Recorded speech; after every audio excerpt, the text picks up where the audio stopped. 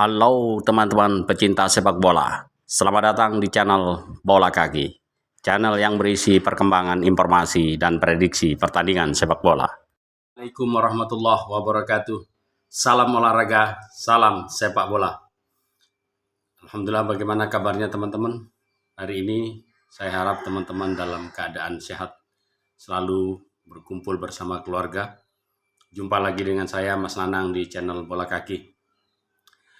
Teman-teman, saya ucapkan banyak terima kasih atas dukungan teman-teman telah menonton channel saya, dan saya selalu berharap untuk dukungannya dengan cara tetap menonton video-video saya, kemudian jangan lupa menekan tombol subscribe dan juga like agar teman-teman selalu mendapatkan informasi yang terbaru tentang perkembangan timnas Indonesia dari berbagai kelompok, terutama kelompok senior.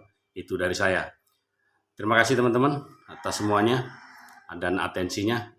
Sekarang kita bicara hari ini tentang masih dalam perkembangan timnas Indonesia Under-23 yang berlaga pada putaran final Piala Asia di Qatar. Tentunya masih kita tahu bersama dan masih suasana euforia bahwa kemenangan Indonesia pada pertandingan kedua melawan tim unggulan sekelas Australia, kita berhasil menang 1-0 teman-teman. Ini dalam sejarah karena 3 penyelenggaraan Piala Asia dalam kualifikasi kita selalu kalah melawan Australia. Dan ini kita berhasil mencetak sejarah bahwa kita berhasil mengalahkan Australia pada penyisihan grup. Tetapi pertandingan belum selesai. Teman-teman, masih ada satu pertandingan yang harus dilaksanakan oleh tim nasional Under-23, yaitu tepatnya pada tanggal 21 April melawan tim Timur Tengah. Lagi-lagi tim Timur Tengah, saya ingatkan teman-teman agar kita semuanya selalu fokus pada pertandingan, terutama para pemain-pemain Indonesia selalu fokus ya. Tim yang akan kita lawan adalah tim Jordania. Kita tahu Jordania terluka pada pertandingan kedua, kalah dari tuan rumah Qatar dengan sangat menyakitkan. Sangat menyakitkan di menit-menit akhir atau detik-detik akhir. Jordania kalah 1-2 dari tuan rumah Qatar. Nah, tentu Jordania tidak ingin kalah pada pertandingan ketiga. Nah, kebangkitan Jordania ini dan juga kebangkitan tim nasional Indonesia menarik untuk ditonton teman-teman. Indonesia membuka peluang dengan kemenangan 1-0 atas Australia. Dengan skor 1-0 Indonesia menduduki peringkat kedua. Dengan demikian Indonesia membuka peluang untuk lolos pada 8 besar. Pada grup ini ada Qatar, ada Australia, kemudian ada Jordania dan Indonesia di grup A. Kita semua masih memiliki peluang untuk masuk pada 8 besar. Tentu masih berhitung pada hasil pertandingan antara Indonesia dengan Jordania dan Qatar melawan Australia. Nah, kita akan berhadapan dengan Jordania.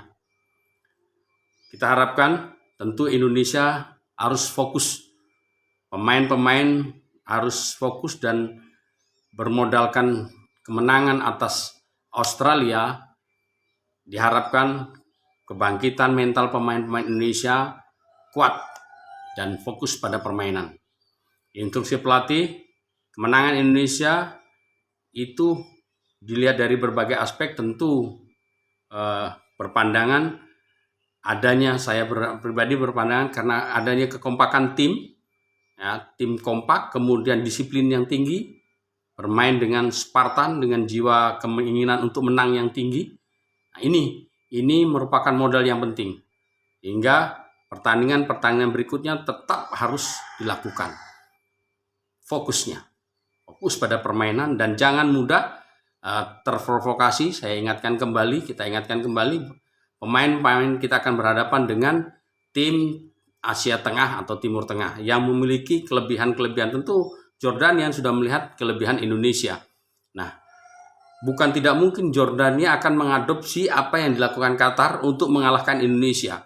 Apa itu? Pertama dengan trik provokasi, kemudian Dan kita sangat berharap pada pertandingan terakhir nanti Indonesia tampil maksimal dan wasit itu tidak melakukan hal-hal yang sifatnya kontroversial. Nah, ini dua hal ini tetap kita harus waspada. Trik pemain-pemain yang bisa memancing emosional dengan cara-cara yang membuat pemain-pemain kita, terutama pemain muda kita itu terpancing emosi dengan diharapkannya keluar kartu hingga merusak ritme permainan karena kurangnya pemain. Nah, bisa jadi ini akan dilakukan oleh Jordania. Ini harus kita antisipasi. Kemudian wasit yang memimpin kita harapkan melakukan fair play. Nah, mudah-mudahan tidak ada sesuatu yang dalam tanda kutip, mudah-mudahan wasitnya nggak lain, tidak ada kelainan, dalam artian berlaku fair, berlaku adil sebagai wasit. Nah, ini dua hal ini yang harus kita waspadai ketika melawan Jordania. Selain fokus, mental harus disiapkan.